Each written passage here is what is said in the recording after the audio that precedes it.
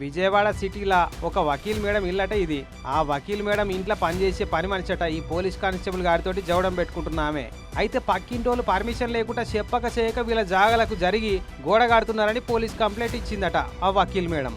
ఈ ఆకతేందో చూద్దామని ఈ పోలీస్ కాకొచ్చిండు. అయితే కంప్లైంట్ ఇచ్చిన వకీల్ మేడం అదనకు ఇంట్లో లేదు.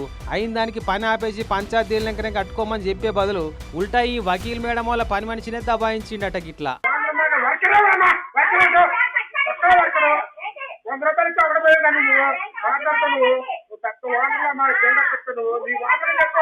ఇన్నరా 100 రూపాయలు ఇస్తే పక్కకు పోయే ఆఫ్టర్ ఆల్ పని మనిషివి అని చీప్ గా తీసి పడేసినట్టు మాట్లాడుతుండు సారు.